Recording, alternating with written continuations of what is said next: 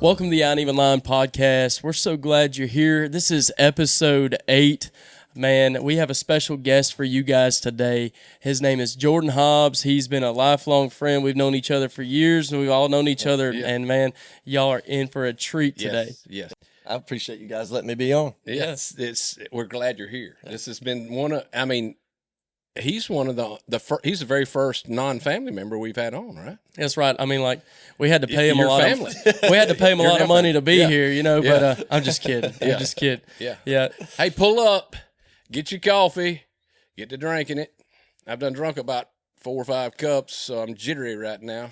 Yeah, people are probably tired of hearing us talk about it. It's been 2 weeks past 2 episodes we've talked about it, but I want to tell you, thank you so much for making the stop at Dollar General yesterday. Yeah. And getting rid of that nasty almond milk and that getting me some real sugar, because I'm telling you, I don't ask for much, but man, I want my coffee to taste good. I don't want it to.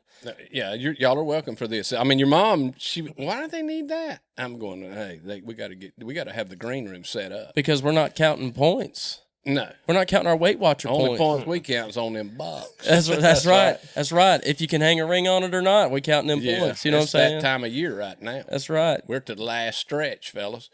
So, Jordan, tell us a little bit. You want to kind of like maybe let's talk about. So you're a great hunter, man, and I know it's hard to admit that. I know for yourself sometimes, but honestly, man, the stories that you tell, you are a great Southern storyteller, and I can't wait for the stories that you have today. I had to make sure I had to dial these guys back, and even myself, because I want everything to be cohesive and you know, off the cuff, because man, you get both these two in the same room together, and the stories just start flying. So I want to make sure that the listener got to hear them today. But so, like, man, tell us about how your year's going. How's the season going? Tell us a little bit about it. Yeah.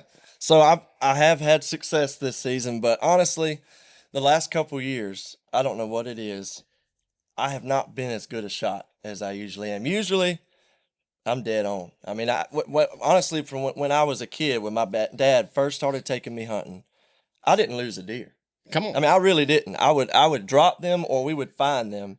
Over the last 3 years, I've not been the best shot. Now we're talking. This is dog hunting, though, right? Well, this is both steel hunting and dog hunting. Oh, okay. Yeah. But I do both. But I killed a nice 7-point. Had to shoot him twice. Mm-hmm. I killed a 5-point, and then I mimicked up an 8-point. Like we was talking earlier, shot him in the leg, found the bone. Oh yeah, that's always bad. Where do they go? I wonder. In the water, I assume. Yeah. I mean, where's he at now? Is he going, idea. Hey, I hate that guy. He sure ain't showed back up. Yeah. My dog season has been miserable. I shot at my first buck yesterday. 12 times. I never cut a hair, but I shot at one yesterday. So that means either you got a big clip in your gun, or you got I I was reloading. I was shooting AR and shotgun. Come on, both of them. Ain't nothing. And I had both on the box with me, and I was on a big flat, and I emptied the AR, and then I emptied the shotgun. Does that mean that you shot at him with the AR until he got close enough with the shotgun, or you just went to send a scout after him? Probably 150 yards, and when I did get my shotgun up, he was probably 200. But if you can see him, you got to shoot. Oh yeah. But it's been a good season. I haven't got in front of one running dogs yet. So well, you know the thing it's been fun. You, really and truly, when it comes down to it, I tell people, you never get to shoot enough. No. I mean, there's bullets that ought to be coming out. Mm-hmm. I mean, I love to shoot. I do too. I mean, it's great. Yeah. And I've shot a bunch, and I ain't got nothing. Now, is it wrong to say this? And I was thinking this the other day as I was sitting in the shooting house, and I was thinking to myself, I was like, man, now it wasn't long ago. I'm not a neck shooter. I don't just shoot deer. I know some guys. Listen, you got them old school guys. They'll run a 22 mag or a 22 long rifle. I don't even think you can shoot them legally. Probably not anymore. Not anymore. Yeah. I'm not gonna drop any names. Allegedly. I think you shoot allegedly. Allegedly, I know people that, not me, because I'll be honest with you, I don't have the guts to even bring one in the woods, even on the outlaw side of things, to even shoot one at a deer. Because, listen, if you've ever hunted with a 5.56, you ain't going to hunt with no 22, because a 5.56, it don't do the job either. Is that the same thing as a 223? Mm-hmm. Okay. Yeah. So Tommy shot two with a 223 one time, and we found one of them. They don't bleed, bro. No. Not at all. Not at all.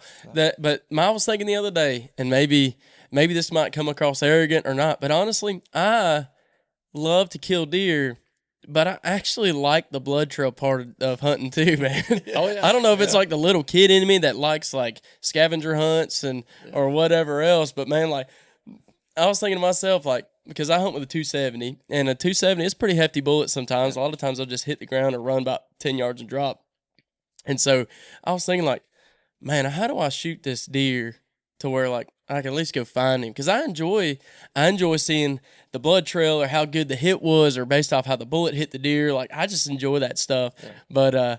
But man, I like a good old blood trail sometimes. Well, he shot one the other day. I come back to help him, and we found a little old chunk of meat. He says, "That good?" I said, "Oh, no, not normally." And so he said, "Well, he went in the creek right over there." So we walked over there. There his belly was shining to us. No blood ever. Well, it had no exit. It had an entry. Yeah. But he was facing kind of quarter to me, and I didn't expect. I'd expected to see a doe. I mean, this I am, and we'll go ahead. And this might be a debatable term here. We can go and like jump into this. Is I have turned off all my game cameras. Really? Every one of them. I can't do it. All my cell cameras, I cut them off because they're liars. Yeah. They'll lie to you. Well, they're not lying sometimes. I mean, they are taking pictures of something. They are. They keep me in the bed, man. I don't like. I look at it. I was like, ain't nothing moved. Yeah. I ain't going. Yeah. And it was the other day. We were working on the cabin, and I said, I'm gonna go hop over to the homestead property, and I'm gonna go lean against a tree with my rifle and shoot a doe. That's why I want ain't no bucks over. I'm gonna kill me a doe. And man, I'm sitting there and right about it's about dark, and it's still got shooting light. And I'm looking at my phone, kind of looking over to the left down the shooting lane, and I look to my right where our homestead, where we're going to eventually build our house. I look to my right, and there is a big old 8-point that I've never had on camera. I've never seen this buck before, and he's looking at me less than 60 yards, maybe 70 yards. And I'm looking at him, and I'm like, holy cow! And like he's got me. Right, he's looking straight at me. He's got me caught. Your soul. Yeah, he knows what I'm thinking. Well, and you had your scope cranked up because you're looking at a feeder 200 yards away. Yeah, I'm 200 yards out from my feeder, and so I cranked up I had my power on my scope all the way up as high as it go. And so it was one of the moves, man. I was like, what am I going to do? Because I know if I throw the scope up, I'm going to be able to see his boogers in his head. Like, zoomed all like I'm zoomed in, bro. I ain't going to be able to find nothing. And so that's fouled me up a bunch of times seeing them boogers. You know what I'm saying? I hate to talk about that, but I've missed because of that. Yeah. Oh, yeah. Just letting y'all know. That's probably what happened to you out there. All the way. That's right. Man, I had to do like one of them, like, once they catch you, and if it's someone listening, if you got busted and he's looking at you, just swing and shoot. Yeah. Just pick up the gun and get it on him because he'll give you a second. So I thought to myself, I said, either I'm going to swing and shoot or he's going to run off anyway. Mm-hmm. So I went and did the swing, and I turned the power down as I'm swinging, throw that thing up, shot him in the front shoulder, and it did not come out. So I wouldn't have no blood. But yeah, man, I've turned off all my game cameras because if I would have went by my game camera, I would never set that day. And I never shot that buck. Of course, I didn't intend to shoot a buck that day anyway. But what you think? I mean, like, Jordan. There's a lot of truth to that because I feel like I can be overly almost addicted to the game cameras.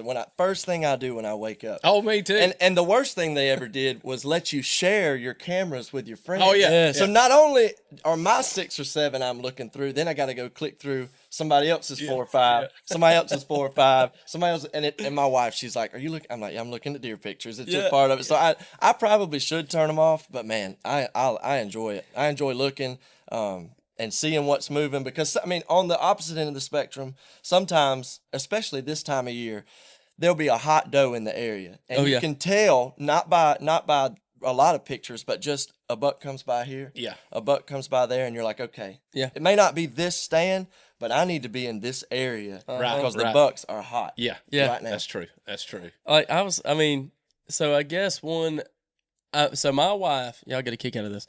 My wife, everybody has their little bit of a social media addiction every once in a while. Not everybody has. Everybody's got their own little thing. So my wife, like, I needed some accountability for social media, and especially now. Like, man, I can't help it. Every time we post a reel or a video, like, I just want to look at it, you know.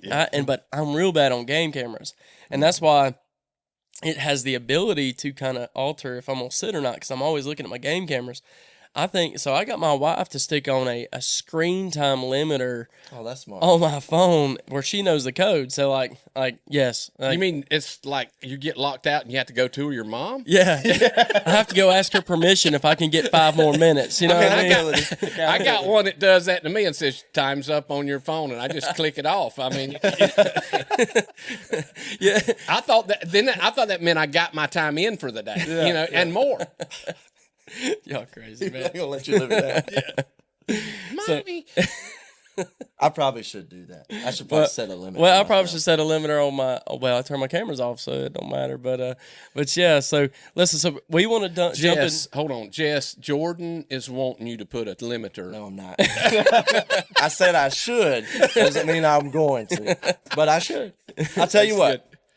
I can't remember what day this season goes out. Let's say February 22nd. Yeah. I'll shut it down on February 22nd. Yeah. I'm making that commitment right now. I'm done with it. Yes, we'll hold to. Oh, man. Well, Dad, I know you got some stories. I think you should start us off with the stories. I know Jordan's got a library today. Yeah. And I'll jump in where I see where I fit, but I'm going to enjoy listening today. So go ahead and jump on a story and lead us out. And we may end up with 2 episodes out of this. I feel like. Hopefully so. So I'm just going to tell y'all the first I ever heard of these Hobbs boys, these little old tiny fellas. And, this is Bristol folks, and they go over and stay a good bit in the summertime. And him and Alex was little old tiny fellas. What y'all, nearly 2 years apart, year and a half? 17 months, 2 years. So they was little old tiny fellas, and I'd heard about these guys. I mean, Alex and Jordan, these is tough little old fellas. And I didn't know how tough they really was until one day in the summertime I'd heard about them. They said, somebody told me, I said, "You hear about them boys over at Bristol?" I said, what are you talking about? Well, they went down in the creek swamp, and they just loved to play. They'd be gone all day long in that swamp. And you'll remember this. Mm-hmm. You probably still have scars. So they went down in that creek swamp and come home with a feed sack, old corn sack, had 2 little old baby, you remember this, had little old baby Bobcat kittens in it. Mm-hmm. And brought it home and showed it to their mama. And bless her heart, she told them, said, "Boys," and I knew this about broke y'all's heart, said, "Boys, you can't have these Bobcats. They're not going to make it without their mama." And what they'd done is down in that creek swamp, there was no stump. And you and your brother's pretty tall fellas. And my brother sure is. And so y'all had seen them 2 little old Bobcats in that hollow stump. And they brought them things home.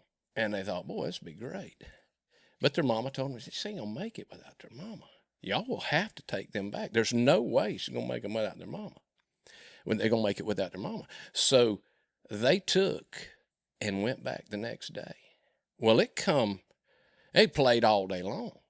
Mama seen the Bobcats was gone, seen the boys was gone. Well, it got dark.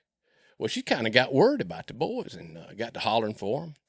Well, on about 30 minutes after dark, them boys come dragging up. They was eat slap up. I'm talking about skint, eat, scratched, and they had another feed sack, and that sack was just a bounce around going, and they had went in that creek swamp and caught that mama. Yeah. And I don't know if maybe they could turn it loose or she, I didn't know which one could turn each other loose, but they brought this Bobcat home with them and said, "Mom, we can keep the babies now." And so you remember that? I mean, you still cut up pretty bad. Now, I got scars on my hand right here. Now, do you hear like, it kind of spooky when you hear a little old squall like that? Oh, yeah. Yeah, I mean, are you still friends with Bobcat? Do you know Bobcat talk and all that stuff? When you hear one squall? I still won't shoot one because all I can see are the cute little baby faces. Yeah, and the mama. And the mama. And the mama. And I ain't even lying about that either. Yeah. Oh my gosh, that's crazy. You had me, man. I'm hooked. I'm hooked. That was good. I don't know. I mean, he remembers it better than I do. I'll tell you what, them Hobbs boys tough. Now I can tell you that. Yeah. Anybody, I don't even know a grown man catch a Bobcat. Yeah. You looking at one? Caught 3. Oh boy. Well, what about I know one that I really want to hear about. Yeah. Is let's tell us about the buck that you got and had to call the dogs in and all that stuff and kind of go through that scenario of the whole story of what went on. You know, from hunting all the way to having to call somebody and all that. Well, you know, I mentioned in the beginning that my shooting, for whatever reason, is off. And it's been off for about 5 years. Now, let me ask you this question real quick. Could it be, especially still hunting, I have to talk to myself because I feel like I got to shoot quickly because of dog hunting.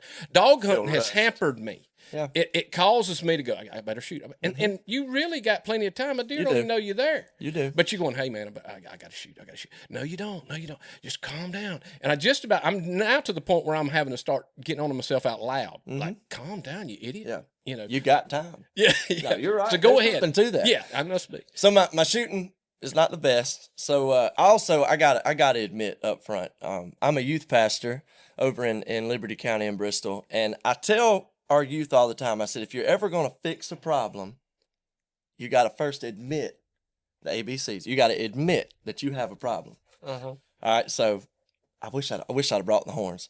When a deer runs by me, if it's standing still, I'll embellish a little. Yeah. You know, it's bigger. You know, if it's an 8-point, it may be a 9-point. Yeah. A little bit bigger. If you let a buck run by me, it's a wall hanger. Oh yeah, and if it's got just a little height on the on the rack, if the tines, it comes running by me. It's the biggest buck I've ever seen, and I don't know what it is.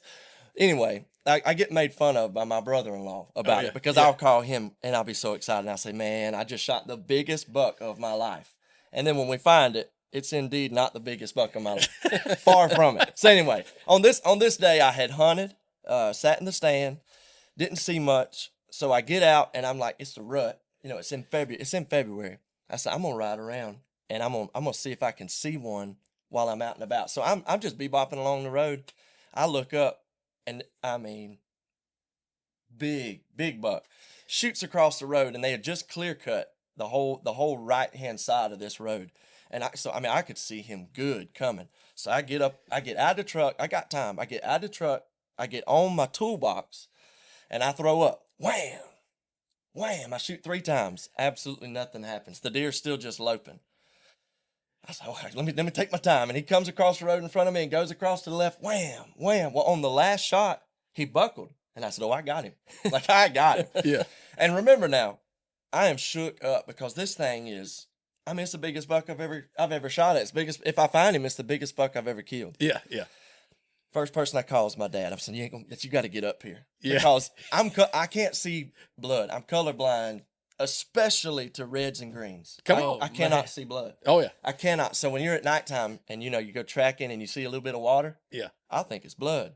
Yeah. And then my brother would be like, that's water. And I'm like, all right, just making sure. Now I feel bad for my story I told at the beginning about how I enjoy blood trails. Man, you've never experienced a good blood trail. No, I enjoy the blood trail, but I just can't enjoy the blood. I can't see it. Anyway, besides the point. So when I shoot one, if it doesn't drop or if I don't find it in the first, 50 yards, or if the blood trail is not just ridiculous, I can't trail it. So my choices are tracking dog or family, friends. So I called my dad. He's retired. I said, listen, I just shot the biggest buck of my life. I said, you got to get up here. It's an hour drive. He said, I'm on the way. So he gets in the truck. So I'm so excited. I can't just tell one person. I got to tell a couple more people. Oh, come on. I call my brother-in-law. You had to wait too long. Oh, you know what I'm saying? I got an hour. Yeah. So I called my brother-in-law, and I said, you ain't going to believe what I just shot. I said, it is probably a 10-point. I said, it's the biggest buck I've ever seen up here. And we've killed some good bucks. My brother has actually killed good bucks. I've just killed pretty good ones, but there's good ones. So I said, it's the biggest buck I've ever shot in my life. And he's really, my gosh. He said, what you going to do? I said, well, I hit him good. I said, he buckled right before he went in a little pond. I said, we'll find him in just a minute. My dad's coming. So anyway, my dad gets there and we're looking. I've done called my brother. I told him the same thing. He's working. So my dad gets there and we start tracking. And he said, where was he? So you kind of I get almost too excited, so fired up that I'm like sporadic. I'm like, he was here, then he was here. And he's like, where was the buck when you shot him? I said, well, I missed him 4 times. But on the last shot, he was right here. So we get over there, and there's nothing, but we can see his track. Yeah. Which, if you can't see blood, you get pretty good at finding the track of the deer that's running. Well, the first log that this buck crosses covered in blood. And so we get excited. We're like, oh, you crushed him. Yeah. I mean, you crushed him right in the breadbasket. So we're fine. We're high-fiving. Well, we keep going. And the blood trail it's really good. Really good. So we get going. Well, after we went about 500 yards, and I was like, Dad, I don't think we're going to find him. But he's still bleeding, and he's still bleeding good. So as I now know, and sometimes follow, from my dog tracking friends, if you don't find good blood, good sign, or if you get going 200 or 300 yards, you have not hit that deer in both lungs. So they said, back out, don't leave less scent as possible, and call us. So I get back in the truck, I get on the phone, I call Crystal Gainey. Yeah. She is a really, really, really good dog tracker. Yeah. And Lindsay, Dale, Kiefer. Them two women, they bad to the bone. Anyway, they got some good dogs. So I knew immediately. I said, this is a huge buck. I'm not leaving without him. So I call. And we wait, and the suspense is killing me. And the deer keeps getting bigger as I'm waiting. Oh, yeah. Like, the longer I got to wait, the more your people arms ain't even wide. You can't even reach out wide. Yeah, he was huge. So anyway, they show up, they get the dogs, and we're trailing. That is good blood, but they said, I don't know where that blood's coming from. I ain't seen blood like that. And I said, that's lung blood.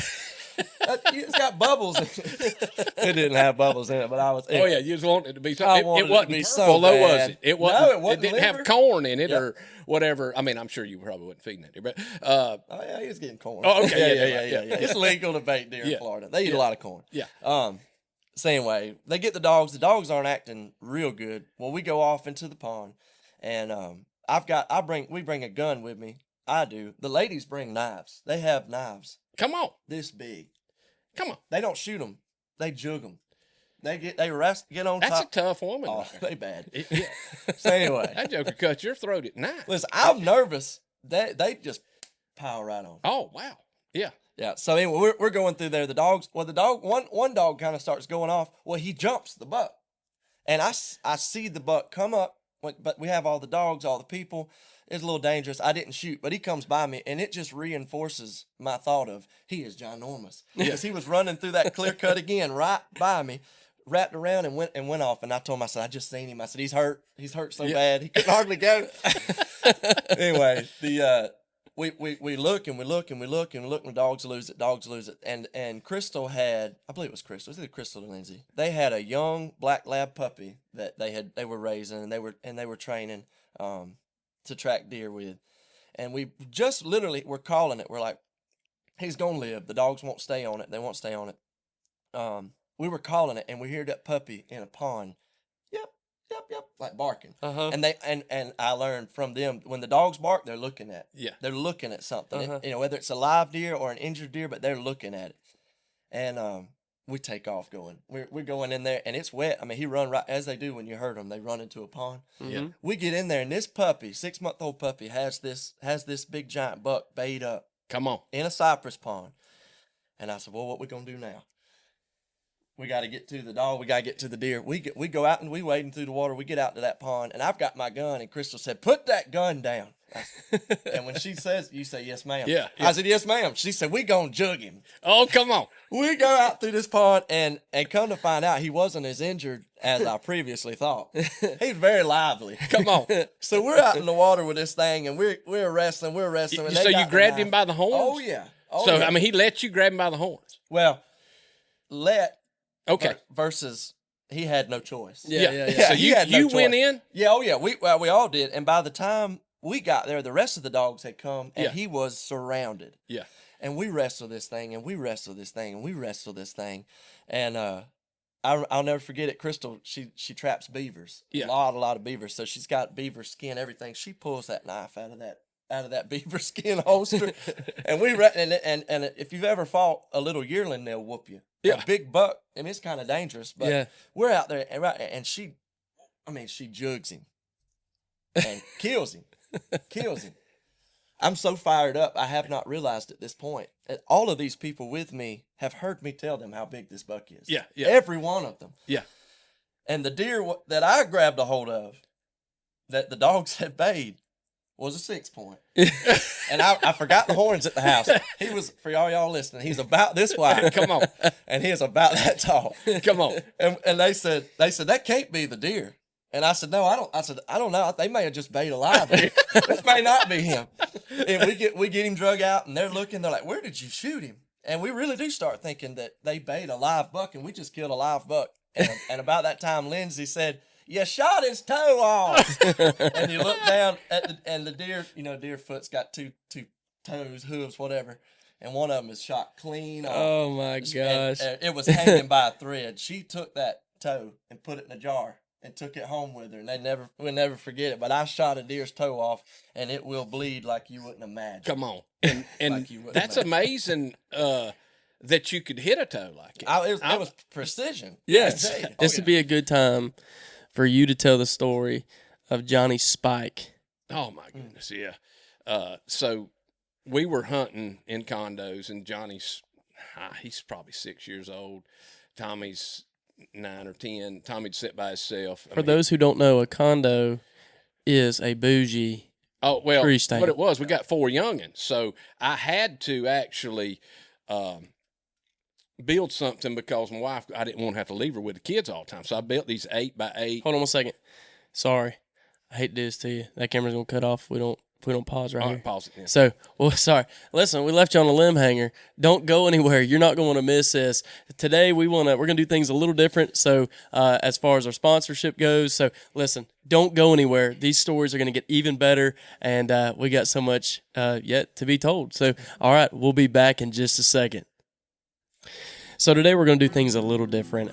Normally we announce a sponsor, we bring recognition to local businesses and supporting local companies in our local community.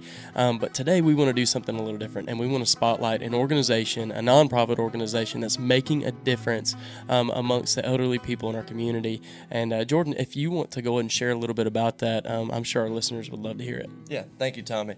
The agency's name is called Gray to Glory, and to spelled T-O. It is owned and operated by Derringer and Whitney Edwards.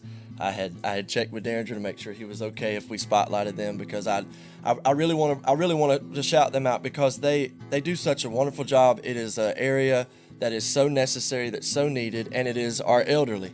And if you've ever had to deal with an aging parent or an aging loved one, it can be overwhelming. It can be a lot of work. I know my mom is going through some of this right now. Hits close to home, but sometimes you just need help. Sometimes you need somebody that knows what they're doing, because we are not all nurses. We are not all in the medical field, but Whitney and Derringer and their staff, they are the perfect ones to call. They are, in my opinion, the best in the game to call. So I had Derringer send me some stuff, and to kind of summarize what they are, and it says, we are a skilled home health agency that offers skilled nursing, physical therapy, occupational therapy, speech therapy. We also employ CNA and sitters for private pay clients. We take a portion of profits from the home health side and put in the 501c3 nonprofit to Gray to Glory Incorporated to provide hot meals for elderly, DME equipment, ramps, and any other service that needs for shut-in elders who may not have any means financially or accessibility. So wonderful thing, and the company was actually birthed from God himself. Whitney had a calling on her life, and she began to walk and be obedient. And if you've ever had a calling on your life and began to move and operate and move towards what God's called you to, you know that it's not easy and it's going to be a lot of work, but God begins to line things up. He begins to set them in motion. And that's exactly what he did here. And now they're, like I said, they're operating and running at full capacity. And it is a very necessary, it's a need that we have. And so if you or anyone you know is dealing with having to take care of a loved one that you know that is aging, I have the card here. I'm going to read y'all the information and who to call. The cell phone number is 850-544-5818, 544-5818, and that is Gray to Glory Home Health. Wow, that's a great cause, man. That's wonderfully, and something's very needed, because as our grandparents, parents age, I see it, in mine. They're getting older. People need help. Yeah, absolutely. It's one thing that's really important, I think, as believers and as Christians. A year after, like years and years, people, you have believers I think people have a bad taste in their mouth about Christians and people who are believers in Jesus. And I think the thing is we've all received the Great Commission about go ye into all the world, preach the gospel, make disciples of all men, to love the lost, to love the broken, to love the needy, to care for the widows, to care for the orphans, to care for to love the elderly and care for those in need.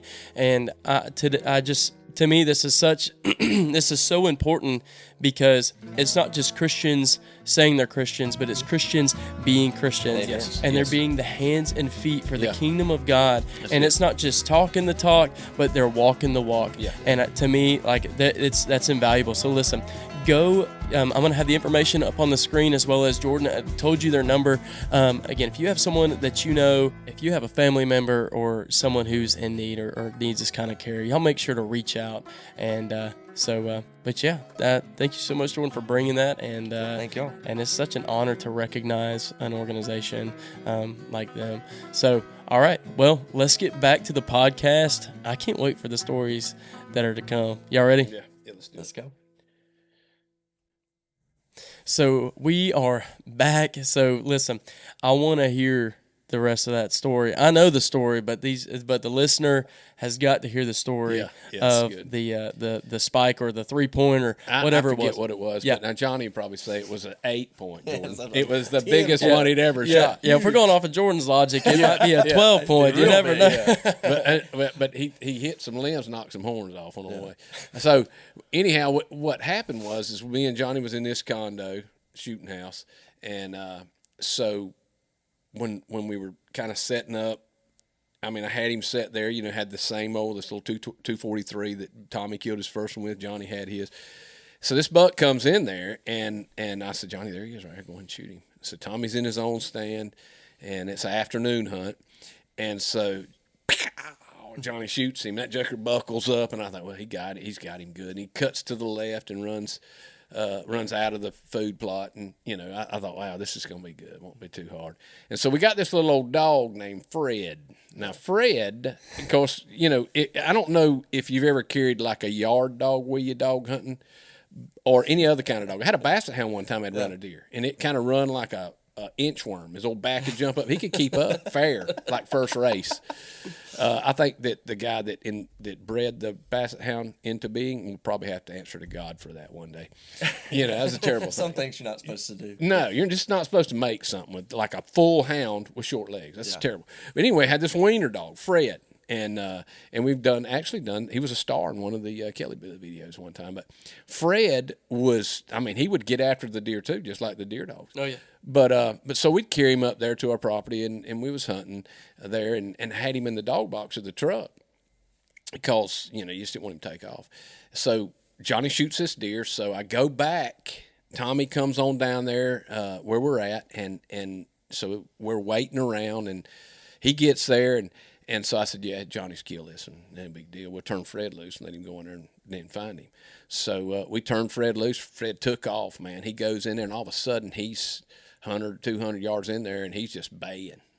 I mean, just like he's found him. So in your mind, when you hear baying, you're thinking, I'm picturing he's dead. I mean, he just found him. Fred's baying the dead deer. I'm thinking, man, this is cool. So we just take off after him, leave our guns in the truck and everything. Just put them in the truck, leave them there. And so we get all the way. I don't have a pistol or nothing.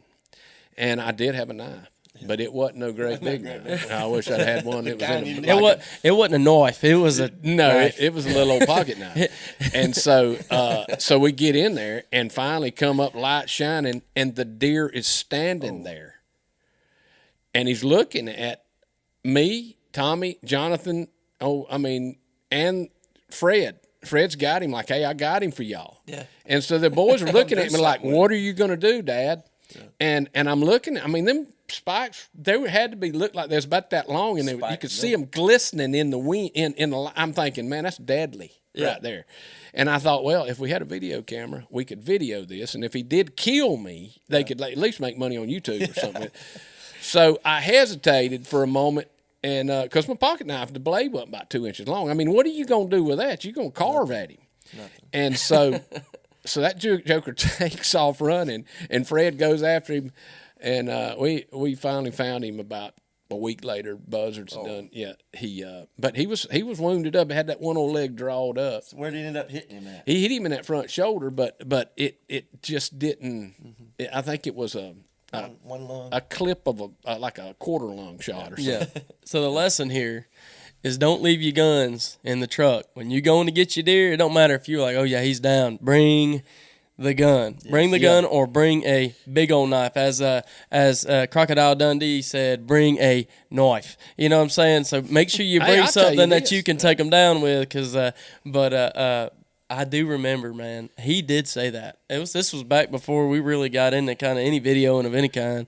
And he said, I'd jump on that deer, but it ain't worth nothing to me right now. If there was a video camera here, I'd probably do it, but it ain't nothing now. So, yeah. Just be doing it for fun. If we what's that Ellis guy's name? The YouTube guy? Trent Ellis. If we had one of spears, like old Trent Ellis, I don't know if y'all seen him with that spear. Yeah. If we had one of them, I'd love to throw a spear. Oh, yeah. I think that'd be cool to go in there like, hey, instead of the knife. Like, hey, I'll tell you what, I'll bring that spear in there. I'll tell you right now, them girls that you're talking about, Crystal Gainey is a local legend. People want dogs out of her stock. That's I mean, like, I know guys. Travis has a dog out of her stock. Oh, yeah. And but he tells a story, man, if they out there with knives and they're goring deer, dude, they're more manly than me. I don't want to gore no deer. I don't want to, what'd you call it? Jug them. I don't want to jug no deer. Listen, I got a gun. It works good. You know what I'm saying? Because old Travis was telling me a story. He went to go jug one, and he jugged that deer, and he stuck it. Well, that deer whipped around, and its G2 went right up his thigh and stuck him in his groin area. Wow. And it ran up in his skin. He had to go to the hospital and go get stitches, and they had to fix his leg. And I said, dude, that's enough for me. Joker had big horns like that one you killed. That's right. You know what I'm saying? Monster. I think part of the issue sometimes, because there's different levels of experience. Everybody knows that and everything.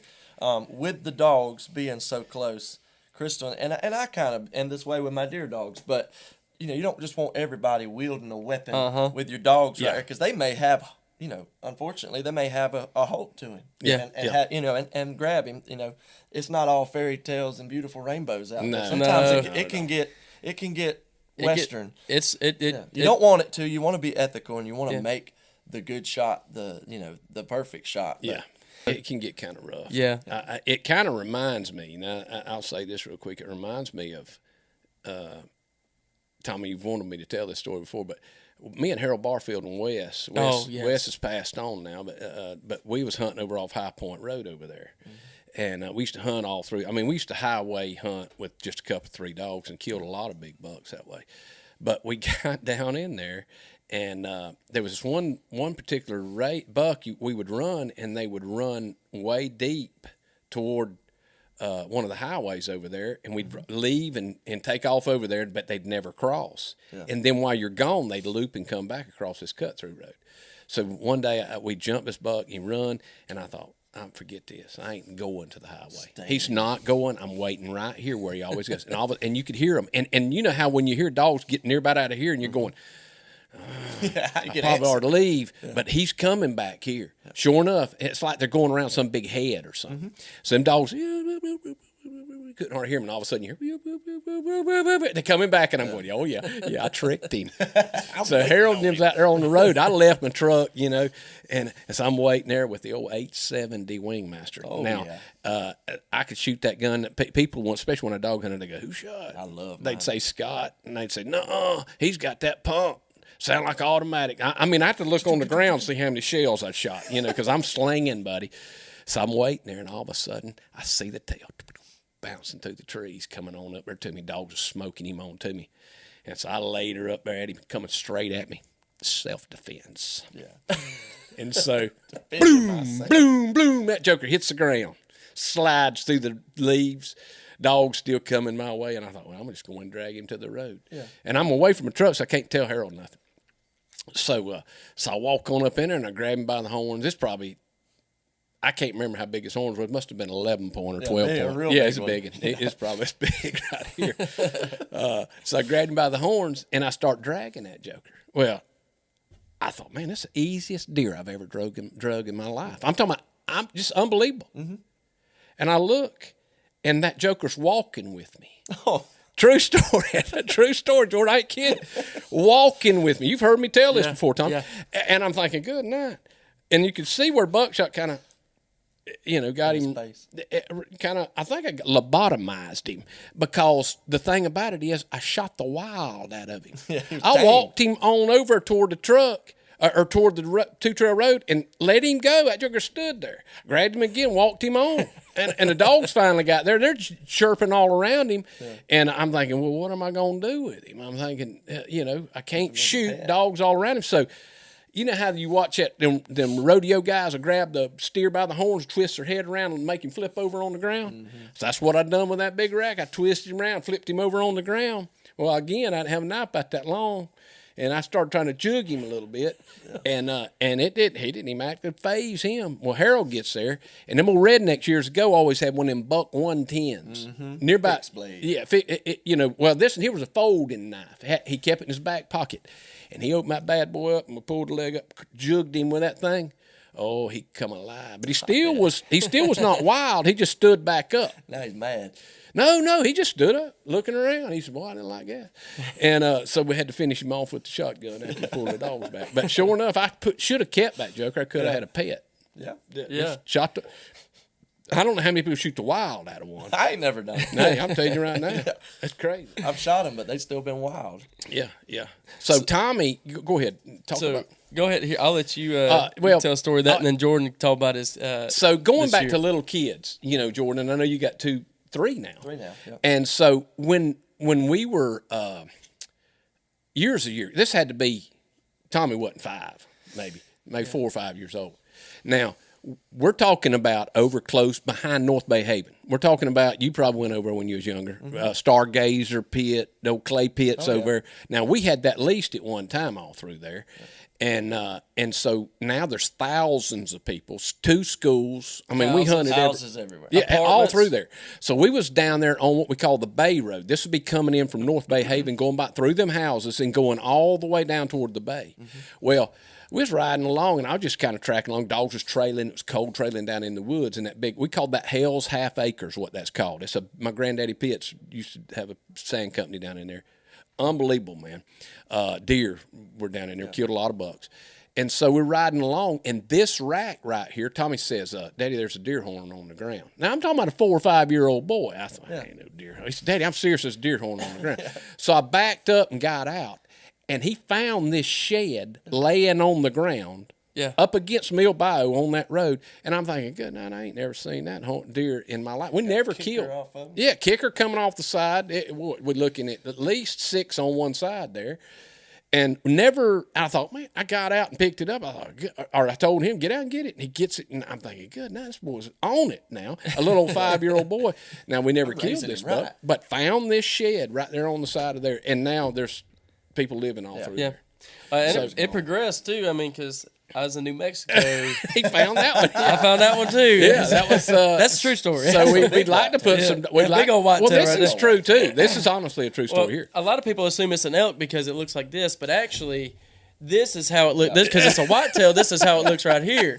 Like that rumpa look. Yeah, that's it. Rapala bug. Yes, that's right. Yeah. Hey, listen, those guys, y'all heard them boys. You listen to Seek One, and he was talking about them sheds that are worth like millions. Mm-hmm. They got their sheds that people buy that are worth millions of dollars.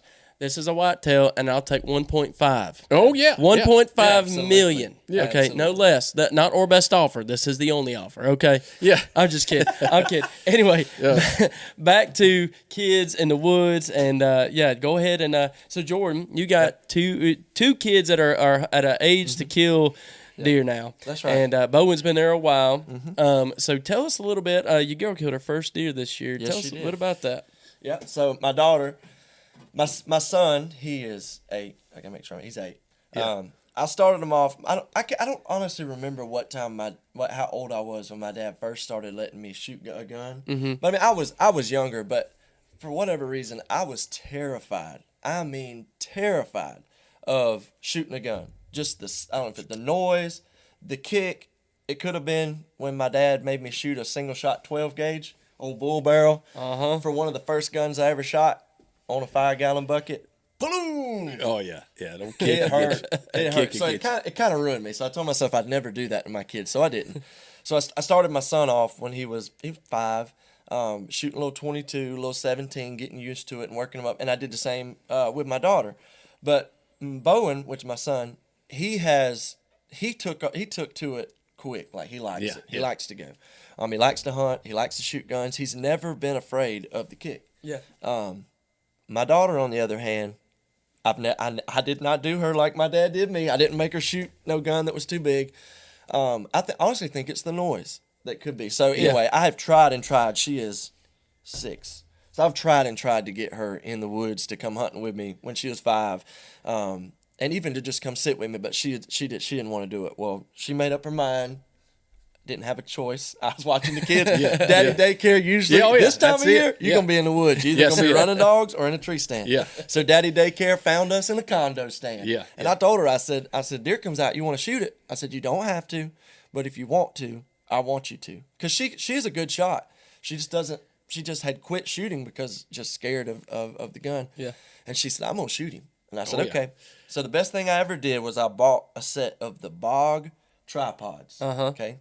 They don't sponsor this show, but they should. They should. Yeah, good products. Come on, Bog. Very, very good products. The Bog tripod, you can cinch that gun down, and if it takes some of the recoil out of it, but it takes all of it's there. Yeah. So for little kids, even for myself, I like it. But for my kids, that's what I got. So the gun's in there. There's a couple does coming out. She doesn't want to shoot a doe.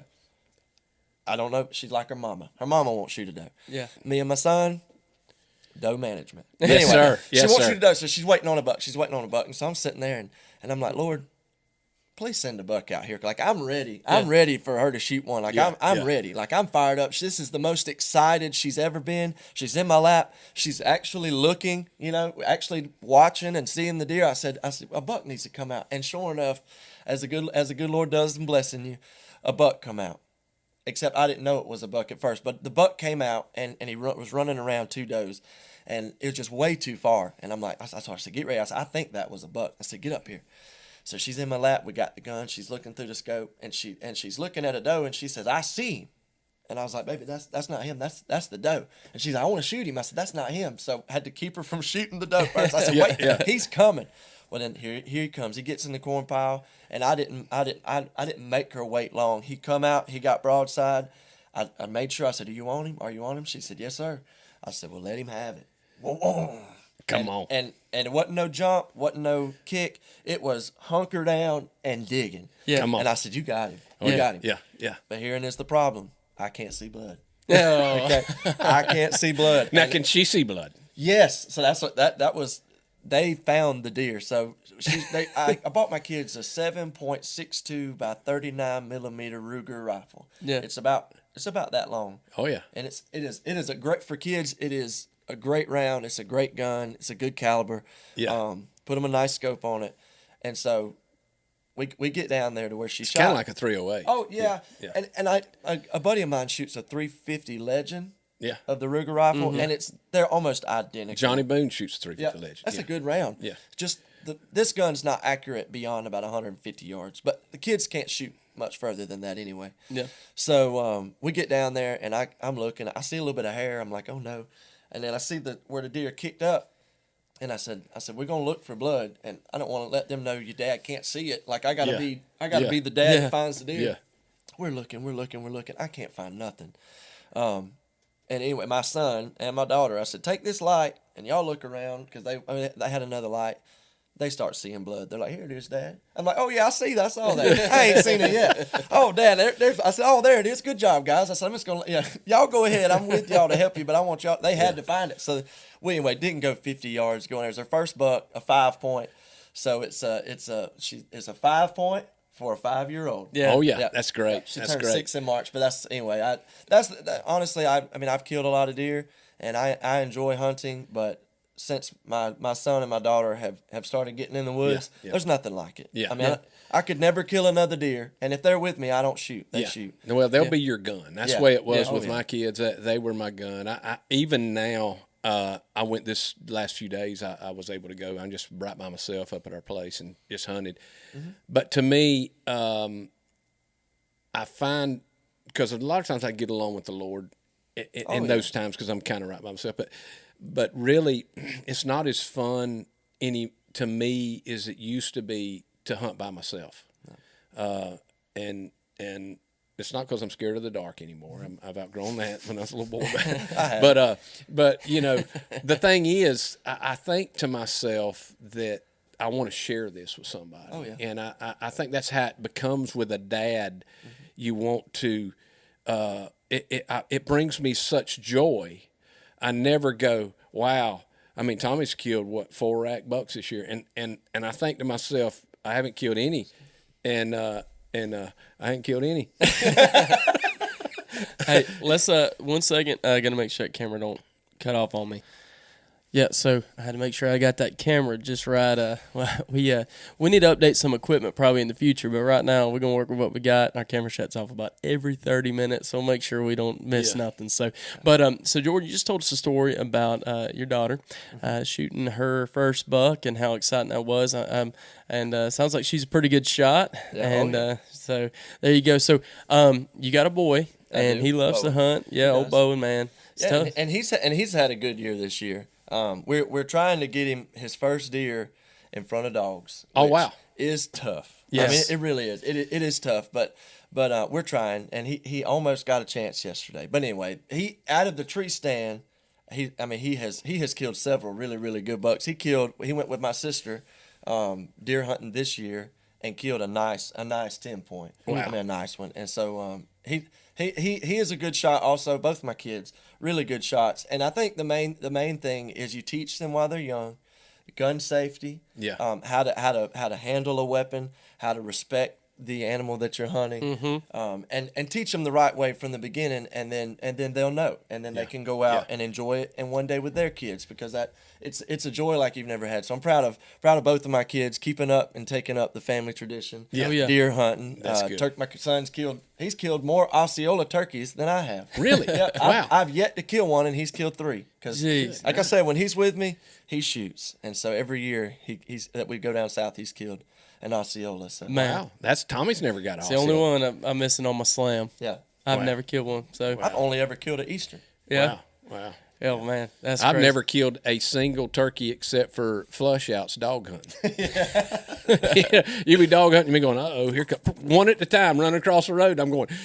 And the guy with me said, "Hey man, go and get us one of them turkeys." So they're good to eat. So I guess that was for turkey hunters. You know, I'm a bad guy. Trevor texted me the other day. I sent him a picture. We got a longbeard that came into our burner stand, and I saw that he had a big old beard on him. I sent it to Trevor. He said, "Don't let your dad kill that turkey." I said, "Well," I said, I ain't too worried about it. I said, if he wanted to shoot it, he wouldn't hit it anyway. he would miss it. Or I'd mamick him up. He'd have one. He'd be missing a toe, Jordan. Hey, he'd be missing a spur. You'd shot a spur off of him. I wonder if a turkey bleeds when you. Yeah, we have to find out. I tell you, the Derringer Edwards, we spotlighted the Great of Glory, the greatest turkey hunter that I know. Really, he is a turkey. He is part turkey. Oh, come on. It's unbelievable. Yeah, wow. Unbelievable. Wow. Some people just got it. Yeah. He's got it. Man. Well, I tell you what. I want it. Well, let me just tell y'all this. I'm that guy. Y'all know him. I can call one with my mouth. You ever see people like that? Yeah, I've done it forever. And you look at them like, good night. What kind of turkey's coming to you? You ain't no way you call them with your mouth. You know. I remember one morning. A pet turkey. We went, and you always got those guys. I won't say his name. If he listens to this, he'll probably know who he is. I don't want to bring no spotlight to him. It'd embarrass him. But I remember me and Trevor went. We went with somebody that we know. And you always got those turkey hunters that they can call with their mouth. They don't need a call. They've been doing this long enough. Just put them in the NWTF World Champion turkey calling competition. Now, did this guy could he really call with his mouth, or was he just acting like he could? Well, did he ever show you? He didn't want a hoot owl with a call. I got a hoot owl call, and you know, listen, you get by yourself, try to do it just a little bit, but I wouldn't do it in front of somebody. You know what I mean? I won't either. And so he gets up there and he stands up on top of the hill and he says, "All right, I'm gonna hoot." I'm like, Come on. okay. He does it. He goes, like that. And dude, Did y'all laugh? me and Trevor's laughing. We're trying to keep it together. And then, to our dismay, a turkey gobbled at him. Come on. I was like, "You idiot." I was like, "What a stupid turkey you are." I said, but we didn't even get to kill that turkey. I don't know. But Give him confidence. yeah, He may have been laughing too. That just may have been laughing. Yeah, I don't know how turkeys laugh. It could sound That like could a have been gobble. it, Yeah. man. Yeah. Oh, Man. boy. So- But, you know, I tell you, I've heard of some legends in different types of hunting. Now, before I got saved, I'll be honest with you, I've some of the funnest hunting I ever done No, Lord. was because you didn't have to get up early. You know, was with a spotlight on us. You know, it's a true story, y'all. I mean, if you don't, but I'll be honest with you, them guys in them green jeans do not like people with spotlights with guns. You know, and so, but I did hear tell of a guy that may have the record of the most deer in one night. Allegedly. Allegedly. Allegedly. So, Jordan, you probably know about this Yeah, story. Can you share Oh, yeah. this? This Oh, is yeah. probably pre-salvation to this guy. Pre-salvation, Yeah. pre-Jesus For this entering guy. a man's life. Yes, Yeah, yes. for this guy.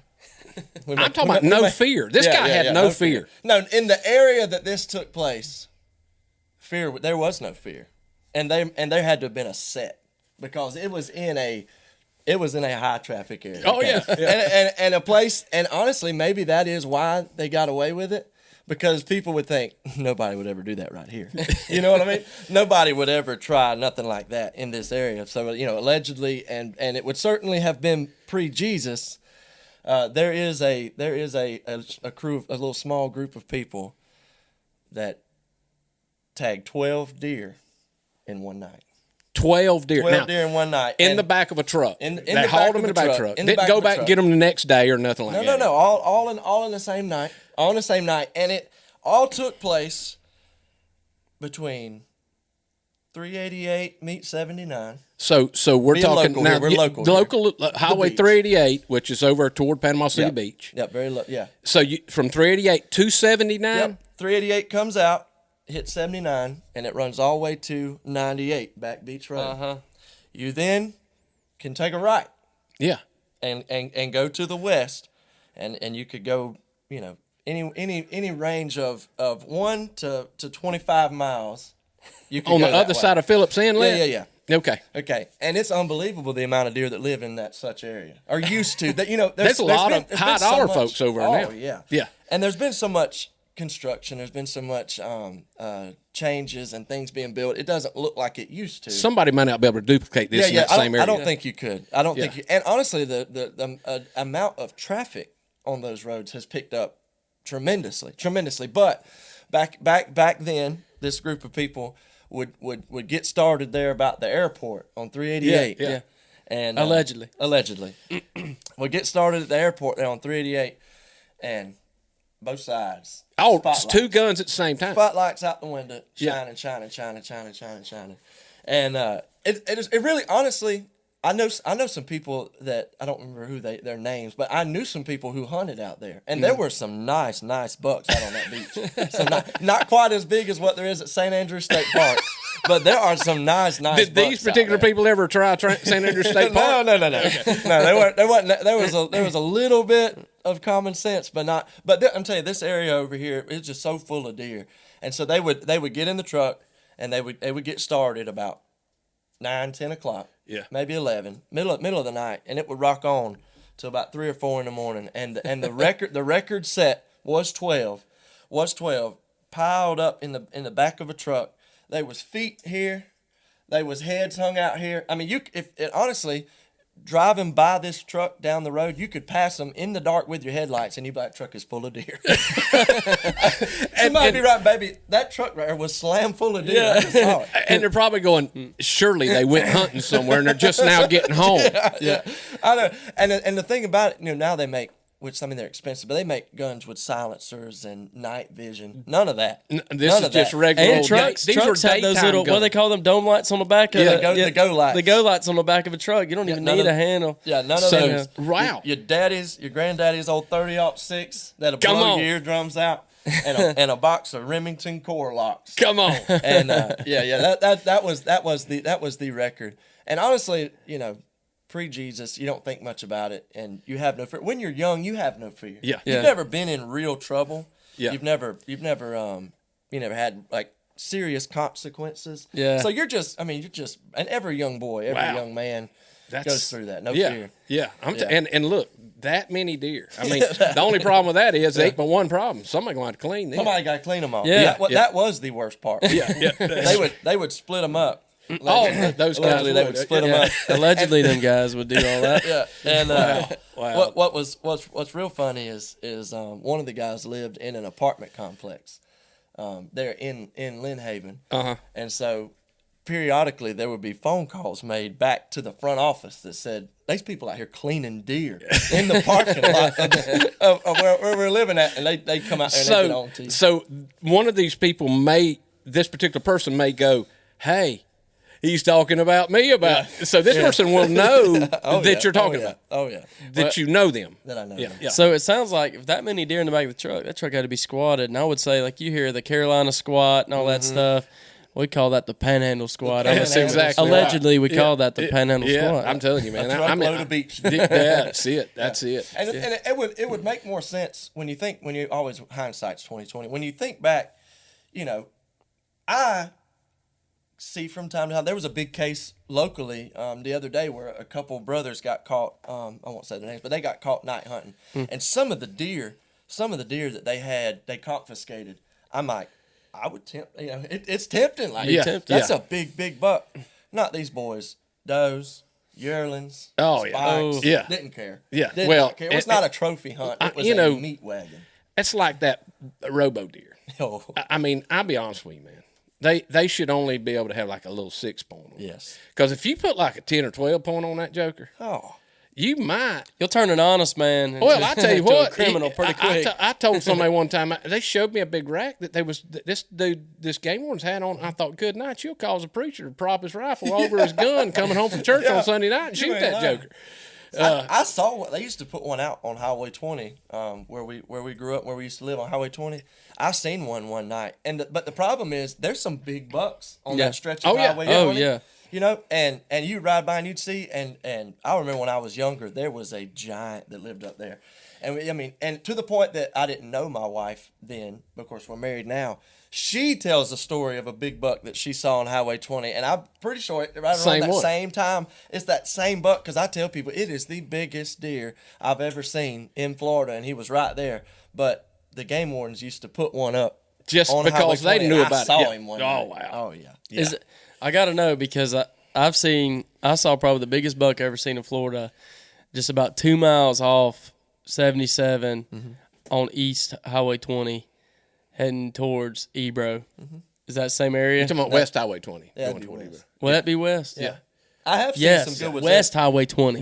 Yeah. Heading towards Ebro. This buck was living right on the edge of the dog hunt area in the wow. sand hills. Really? Oh, wow. Yep. Wow. Right, and that's hard to believe, but he must have had a good hole because he was real close to the dog hunt area. Yeah. Oh, yeah. He knew where to was lay. huge. He knew exactly where to lay. I know they're close to where your mom and them used to live. I don't know. They sell their house. No, they I still think they're live there. trying. It's not Okay. It's not, So right up in that area for you when you pass your family's property and you go in that dip right there, right for you, it's in the steel hunt area, and then you got the dog hunt area right after that. I remember one morning I was going to run dogs. I had a box full of dogs. oh yeah. And there was right there in that little dip. You hit that bottom where them little tiny little ponds are on each side, and I saw 5 giant bucks, Rack bucks. just standing there. I'm like, you bunch of morons! If you'd have just gone about 3 more miles up, and then just like been on the left side of the road, It'd be I'll on. tell you man, them dogs would burn it down. We'd have a barn Well, burner. if you could have just hit your horns and kind of herded them right, you could have got them on up the highway there. Yeah, You listen. school them up there. Yeah. You ain't Or- telling the truth if you ain't rode down the road, looked over to your right, or you left and said, "Oh man, that's a giant," and thought to yourself, "I could," and then went, nah, better not. And they kept driving. You know what I'm saying? Yeah, it crosses your mind. It crosses your mind. Yeah. So, and anyway, so that's so funny. But yeah, allegedly that is a true story. Oh wow, 12. Yeah, 12 deer. And there may be some of y'all out there have beaten that record. It's not a record to to try to be so proud of. Yeah. But if you've done it, you've done it, and you might as well share it.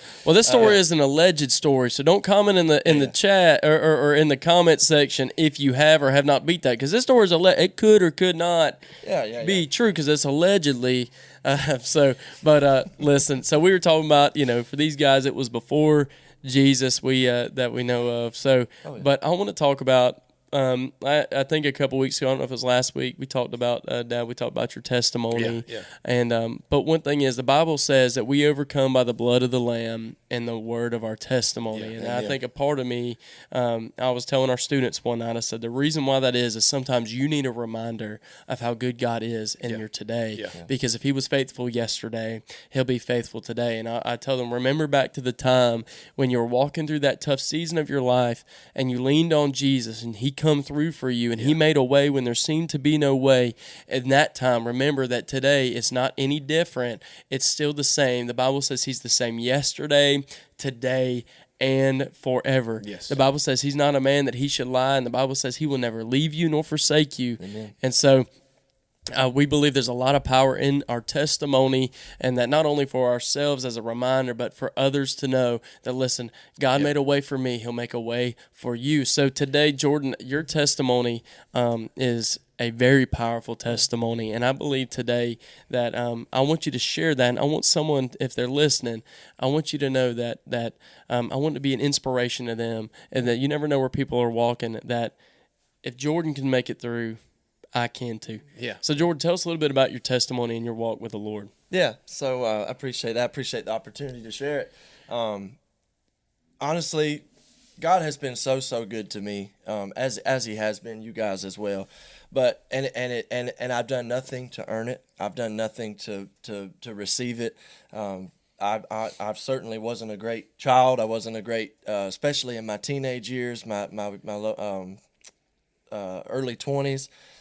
Like a lot of people, if you don't have the Lord in your life, you're just running around, running the roads. You're lost. I mean, you're just lost. And there's not much to look forward to. There's not much joy. There's not much peace. There's not much strength. All the things that you find whenever you find Jesus and when you give your life to Jesus. So, and thank God I did. But for me, I knew better.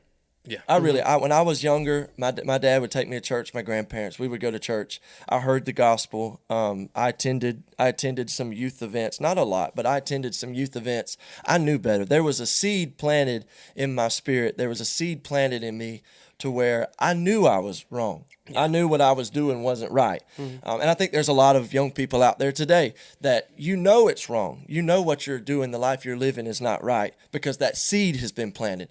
I wished I would have listened and obeyed sooner. Yeah. But there's never a bad time to start. Yeah. And so my wife, she is like the perfect. Now, she's not perfect because nobody is, but she's pretty close. Yeah. She when I share stories of different things and different things that I did or situations I was involved in, she can't relate because she wasn't, not that she was perfect, but she wasn't involved in those things because she did have a good relationship with Jesus. She did have a good foundation in church. She attended, she was in youth. She was living for the Lord. And so, but on the other hand, there's always, there's different paths to salvation. Right. And so she was on me about going to church. And I said, I'll go. And so I would go a little bit, but if dog season came in, I was running dogs and she was going to church by herself. And she gave me an ultimatum one day. Matter of fact, we were going to church with you guys up at Trinity. Yeah. She gave me an ultimatum. She said, I will not be in unequally yoked marriage with you, and I will not be the one who loads our kids up and takes them to church by myself every day. So you either choose your sin-filled life, or you because I knew better, and or you begin to become the man of this household, the kind of man that God created you to be. And I was given that ultimatum. Wow. And she's so dang pretty. she's so dang pretty. I said, I got to, Oh, wow. That's good. I got to turn it around. So but I still, as always, Sometimes it's immediate. Sometimes it takes some time. And I just had so many walls up that I began to go to church like I was supposed to, but I wasn't saved. Yeah. I was just there. I was fulfilling a request Yeah. that my wife had so that she wouldn't divorce me. Love you, baby. So, but I'll never forget it. We had a men's fellowship night, and y'all may remember this. We had a men's fellowship, and he's a pastor still, but Brother Jared Jenkins came to church and preached a men's revival, men's gathering. I remember that at the church that night. Yeah. And boy, he was like my granddaddy said, he was shucking that corn. Yeah. He was up there. I mean, he was preaching. It was drilling me. The Holy Spirit was convicting me. I thought they had turned the heater on in the church. Oh yeah. It was getting so hot. Yeah. And I also thought that they had put one of them spotlights on the roof, and I thought it was shining right on me. Like I felt illuminated. What was God was convicting me. And he said, and he was preaching. And when that altar call came, I mean, I couldn't take it anymore. I'd been running and hiding and fighting, and I was miserable. And like I said, I wasn't experiencing the fruits of the Spirit. I wasn't experiencing all the things that you begin to realize is what life is all about, and the joy and the peace that you can have through Jesus. So I wasn't experiencing that, and I took off to the front, and I was like, God, I know it's you. I know you're real. I know Jesus died for me. Come in and save me, God. Have my life. I give you my life. I'm sick of this miserable. You just know that feeling. You just lost. I'm sick of it. Like I'm ready for you to be Lord of my life. Yeah. And so I give my life to Jesus that night. I've never looked back. I've never regretted it. I began to realize that there's so much more to life. Begin to realize what life is actually all about. Yeah. And the fullness of life that God can give you when you let Him. And so from that day forward, I told my wife. I told her. I said, I'm serious. We're doing this thing. And so, hey, that's great. You never truly know where God's taking you. It's His will. I was telling the youth this past Wednesday night. This life is not yours. No. This life is God's. Okay, it is hidden with God and Jesus. And so you don't know where it's going to go. And it's taken us. I mean, I'm living in Liberty County in Bristol. Yeah. Was born and raised in Panama City. Yeah. But God called us over there to be in youth pastors. Yeah. But I wouldn't trade it for nothing. It is, and I would encourage everyone out there, quit running, quit hiding, quit fighting. Give your life to Jesus. He loves you. God loves you. Jesus died for you. Yeah. And you really don't know what life really is until you begin to live your life with purpose and to fulfill the will that God has for you, to be that man or that woman of God. Yeah. Well, and two, the thing is people are able to see, especially with how we're able to hang out and talk, that you can have a wonderful time as a Christian and fulfill life. And just this is a great thing for us. It's been a journey. Yeah. I know this podcast will come out later, but today's my wife's 50th birthday. And so yes, it'll be belated once this comes out. But I just think back of how quickly. I mean, your kids are gonna be grown, and it's gonna be like the Bible really says. This life is a vapor; it just flies by. And so, in so many ways, people end up putting things off, and they feel like they lose time. Yeah. But the thing is that any day that you give your heart to the Lord, you think it may be too late, but that's not time lost. Yeah. And you may have lost a few years, but it's any day. Today is the day of salvation. So I told my students on the weekend we went to Rock the Universe, which is a Christian event at Universal Studios, and I told them, I said, listen, this isn't necessarily a spiritual event, okay? This isn't like, they're not going to be altar moments, and there ain't going to be, but we're going to have fun. We're going to enjoy each other's company. The thing is, and I told him, I said, I want you to realize, I said, the world's perspective on the life of a Christian is that Christians live this strict life, that they can't enjoy anything. Listen, God didn't create this life. I told them the other night, I said, God didn't create, God's initial intention is for us to enjoy His creation. That's why He put us in the garden. Like, it wasn't like, there was a free will was involved, but he created it to be enjoyed. And then nothing has changed in the fact that he still wants you to enjoy what he's created, but in the way that he wanted it to be enjoyed. And so I told him, I said, listen, I said, you're not missing out on nothing. You're not missing out on nothing. Like, today can be an example of it, just even this podcast, the enjoyment we have with with people we have on the podcast. We laughed and cut up, and we've cut up off camera, on camera. We've told so many stories, and we just have enjoyed each other's company, drinking a cup of coffee. You notice there wasn't any, like, we didn't have to sit here and we didn't have to be somebody we aren't. We didn't have to fake anything. We can just be who God created us to be, and we're not missing out on nothing. And honestly, these moments right here are more valuable than anything I can do outside of my life as a Christian. Like this right here, like this is enjoyable. We're having a good time. Yes, we are. And there's so many things you can do in your life as a believer that I promise you are more valuable than anything you can do outside of Christ. And so, Jordan, thank you so much for sharing your testimony. Thank you for being here with us, man. Thank you for coming on the show. What I want to do is we normally pray out, and so today I want you to pray us out, and I want you to pray a blessing over the listener, over the viewer, and just speak a blessing in prayer. Dear Heavenly Father, God, we love you, Lord, and we just thank you so much for this day, God. We thank you so much for this opportunity to come, God, to have fun, to spend time with friends, God, to share stories. But most of all, Father, we come here to honor you, God, to be an example for you, Lord. And I pray above all, above the laughter, above the joy, above the fun, God, that you are seen. God, that your heart is seen, that your spirit is seen, God. Father, that we've represented you, Lord, and shown a new way, a new light, a new path, that following you, that becoming your child is not boring, it's not stuck up, Father, but it is fun.